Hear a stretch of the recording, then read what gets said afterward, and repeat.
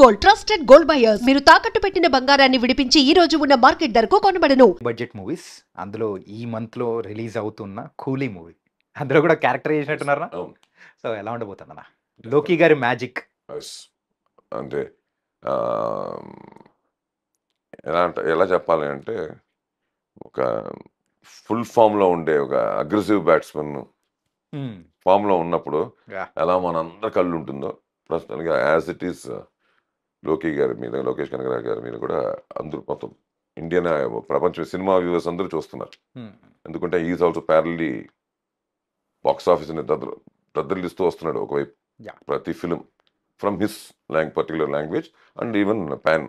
దీనికి వచ్చేసరికి it's as Shiva anchoring చేస్తూ చెప్పినట్టు మొన్న దీంట్లో ఆడియో లాంచ్లో పాన్ ఇండియా కనిపిస్తోంది అన్నాడు. ముందు రోజు చూస్తే స్టార్ట్స్ ఫ్రమ్ రజనీ సార్, పక్కనే నాగార్జున గారు కింగ్, దాని పక్కన శోభియన్ గారు కేరళ నుంచి, దాని పక్కన మా ఉపేంద్ర కర్ణాటక నుంచి, ఆ పక్కన మన అమీర్ ఖాన్ ఫ్రమ్ బాలీవుడ్.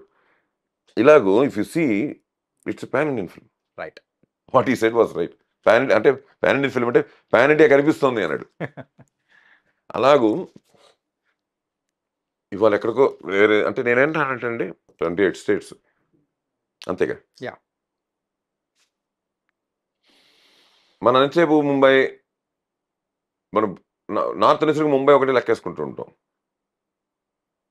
కానీ ఆ బాలీవుడ్ యాక్టర్ వచ్చేసరికి నాకు తెలుసు 10 నుంచి 12, 13 స్టేట్లు ఓపెన్ అయి ఉంటుంది బికాస్ ఆఫ్ ఆ లోకల్ ఫీల్, ఆ లోకల్ యాక్టర్. కరెక్టేనా? కరెక్టే. ఇప్పుడు మన తెలుగున్న ప్రపంచంలో ఉండి తెలుగు ఎన్ని చోట్ల వెళ్తుందో మన సినిమా, తమిళ వెళ్తుందో, హిందీ ఉంటే ఇంకా చాలా చోట్లకి వెళ్తుందిగా. సో కంట్రీస్ పెరుగుతాయి.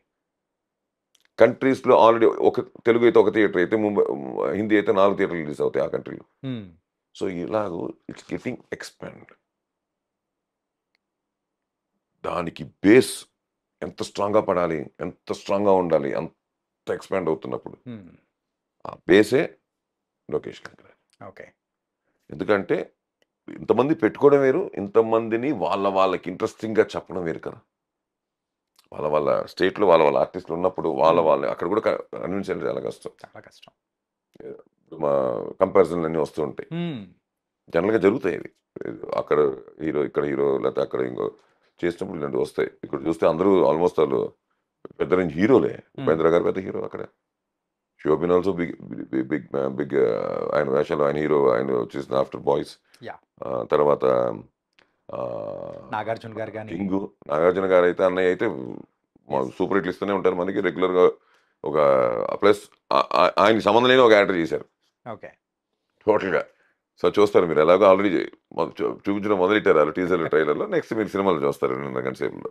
అంటే ఏంటంటే మీ దగ్గర నుంచి అసలు మీరు చేసినది మీరు ఎలా అంటే విలన్ సైడా లేకపోతే చెప్పకుండా నేను చెప్తున్నాను కదా, చెప్పకూడదని.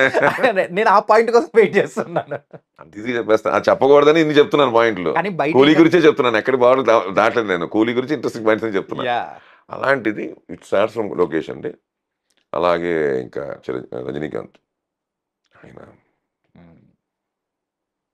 అంతే. ఎందుకంటే నేను ఒక సిరీస్ ఆఫ్ ఎపిసోడ్స్ చెప్పాలి ఆయన గురించి చెప్పడం మొదలెడితే.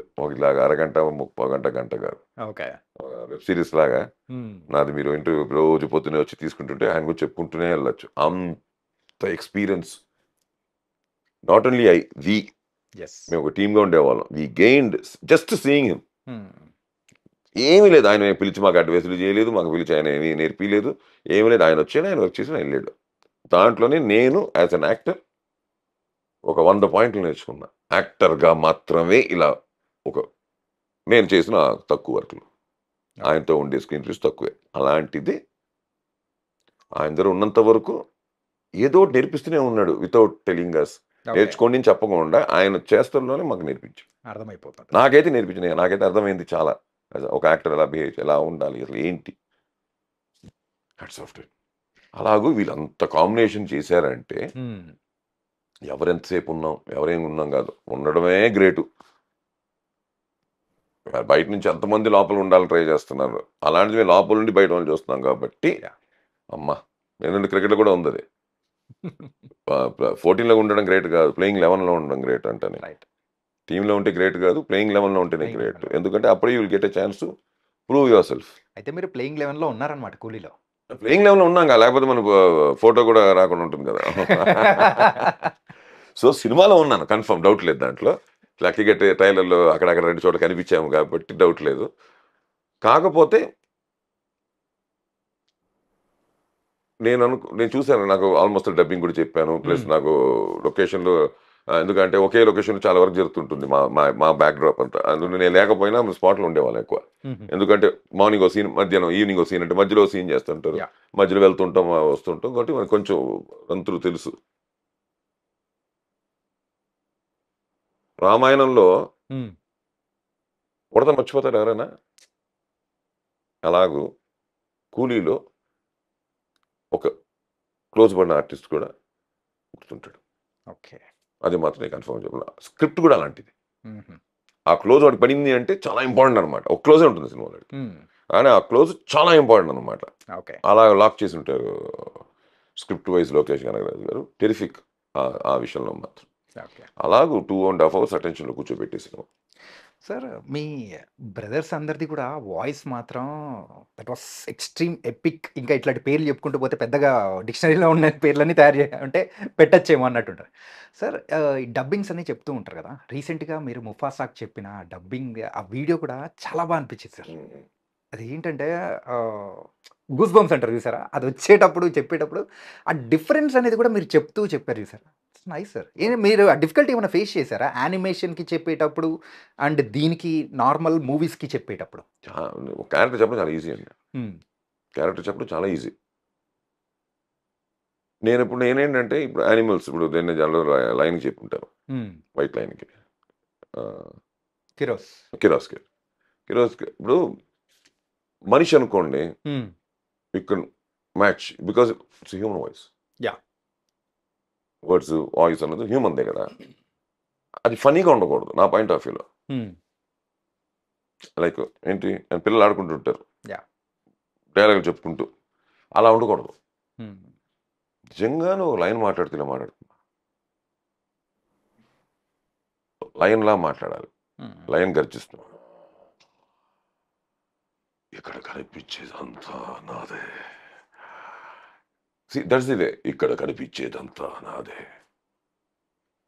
నేను అలా చెప్పలా, మీరు ఇంటర్వ్యూ కూడా అది, అదే సారీ స్మాల్ బైట్ బయటలో కూడా అదే చెప్పుంటాను.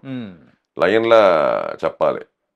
ఇట్స్ రెగ్యులర్గా చెప్తే ఎక్కదు, ఉంటుంది.